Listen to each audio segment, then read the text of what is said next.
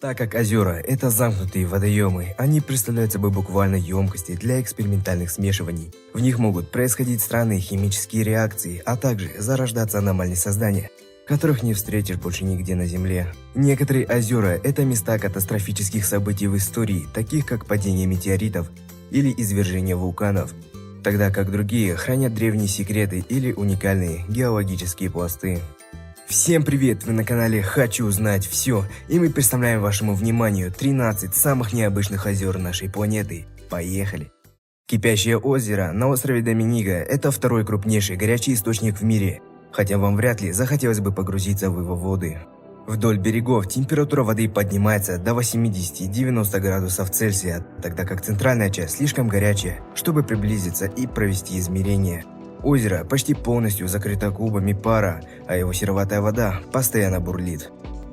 Лагуна Колорадо. Вода этого жутковатого озера в Боливии кроваво-красная, а его поверхность покрыта странными островами из тетрабората натрия, того же вещества, что входит в состав многих моющих средств. Цвет озера связан с окрашенными донными отложениями и большим количеством красных водорослей, которые бурно разрастаются в этом месте.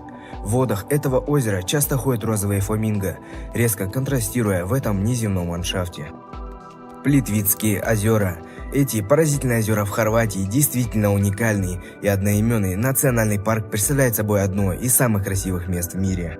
В действительности этот комплекс из 16 озер, все они взаимосвязаны рядом водопадов и пещер. Каждое озеро отделено от остальных тонкими природными плотинами из травертина, необычной формы известняковых отложений, которые медленно формируются из местных лишайников, водорослей и бактерий. Травертиновые плотины растут со скоростью 1 см в год, что делает озера крайне уязвимыми. Озеро Ньос. Это озеро в Камеруне, одно из немногих известных в мире взрывающихся озер. Прямо под ним расположена полость с магмой, которая наполняет Ньос углекислым газом и превращает его воды в угольную кислоту. В 1986 году озеро произвело громадный выброс углекислого газа, из-за которого задохнулось 1700 людей и 3500 голов скота из ближайших деревень. Это стало крупнейшим случаем асфиксии вследствие природного явления. Есть опасность, что такое может произойти на одном из 3 взрывающихся озер мира. На самом деле именно Ньос может оказаться самым вероятным местом повторной катастрофы, так как природное русло, по которому течет озеро, хрупкое и уязвимо появлению трещин. Аральское море. Аральское море, которое когда-то входило в число крупнейших озер мира, в настоящее время представляет собой практически полностью высушенную пустыню. На ее территории можно увидеть проржавевшие остовы кораблей, которые когда-то бороздили просторы этого водоема, подчеркивая его масштабы. С 1960 года озеро стабильно уменьшалось в размерах, в первую очередь вследствие ирригационных проектов бывшего Советского Союза, в рамках которых были изменены русла рек, питавших озеро. Сегодня площадь Аральского моря всего лишь 10% от прежних размеров. Рыбные хозяйства и экосистемы региона опустошены, и эту трагедию назвали одной из наихудших экологических катастроф планеты. Пич-Лейк. Мрачное озеро Пич-Лейк на острове Тринидад – это крупнейший в мире природный источник битума. Озеро занимает площадь более 40 гектаров, его глубина составляет до 75 метров, и в нем даже обитают будто внеземные экстрамофильные организмы. Местные жители заявляют, что воды этого озера обладают мистическими лечебными свойствами для каждого, кто купается в нем, хотя такие утверждения не доказаны. Что интересно, битум, получаемый из Пич-Лейк, используется для покрытия некоторых улиц Нью-Йорка. Озеро Дон Жуан, гипергалийное озеро, открытое в 1961 году в Антарктике. Это самый соленый водоем на планете. Уровень содержания соли в нем составляет более 40%. И этот показатель настолько высок, что озеро Дон Жуан никогда не замерзает, даже с учетом того, что оно находится около ледяного Южного полюса. Мертвое море. Самое глубокое гипергалийное озеро в мире – Мертвое море. Слишком соленое для того, чтобы в нем обитали живые существа, из-за чего водоем и получил свое название. Поверхность озера находится 415 метров ниже уровня моря, что делает его самым низким на Земле.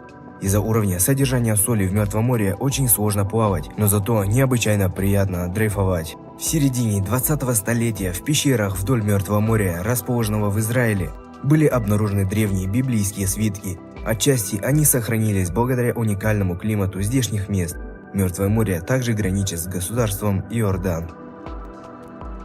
Озеро Тааль, расположенное в островном государстве Филиппины, заслуживает особенное внимание, так как в его центре имеется остров под названием Вулкан. Так как в кратере острова Вулкан также расположено небольшое озеро, весь этот комплекс известен как крупнейшее озеро в мире на острове, которое в свою очередь также находится в озере на острове. Скороговорка на этом не заканчивается. В озере кратера острова Вулкан также есть небольшой остров под названием Вулкан Пойнт. Уловили? Озеро Балхаш. Озеро Балхаш, расположенное в Казахстане, это 12-е по размерам озеро в мире. Но на самом деле не та особенность делает его уникальным. Это озеро удивительно тем, что половина его состоит из пресной воды, тогда как вторая половина из соленой. Озеро Балхаш поддерживает это равновесие благодаря тому, что две его половины соединены узким участком земли шириной 3,5 километра и глубиной 6 метров. Есть опасения, что Балхаш может высохнуть, как Аральское море, так как в настоящее время меняют русло многих питающих его источников. Тонлесап. Уникальную экосистему Тонлесап в Камбодже сложно классифицировать как озеро или реку. В засушливое время года воды Тонлесап уходят в реку Меконг, но в период муссонов поток воды настолько интенсивен, что его буквально выносит назад из этой реки, в результате чего формируется крупнейшее пресноводное озеро в Юго-Восточной Азии. Оно особенно отличается тем, что его течение дважды в год меняется в противоположную сторону. Из-за таких необычных условий регион представляет собой настоящую сокровищницу в плане биологического разнообразия, и он был назван биосферой ЮНЕСКО. Озеро Крейтер. После масштабного извержения горы Мазама в центре американского штата Орегон 7700 лет тому назад осталась громадная кальдера, около 600 метров вглубь горы. Несмотря на полное отсутствие питающих источников, кратер горы Мазама постепенно в течение тысячелетий наполнялся просто осадками. Сегодня это второе по глубине озеро в Северной Америке. Его воды практически самые прозрачные, чистые и наименее загрязненные во всем мире. Озеро Байкал. Громадный водоем в России действительно необычен. Это самое древнее и глубокое озеро мира. Кроме того, оно второе по величине на планете и содержит почти самую чистую воду. Неизвестным образом оно оставалось наполненным в течение 25 миллионов лет. И в данное время озеро вмещает 20% пресной воды всей Земли. 2/3 из 1700 видов, что называют Байкал своим домом, нигде в мире больше не встретишь. Неудивительно, что в 1996 году регион вошел в список мирового наследия ЮНЕСКО. Всем спасибо за просмотр, надеюсь, вам понравился этот видеоролик и вы подпишитесь на канал. Теперь вы знаете про 13 самых необычных озер нашей планеты. На этом все.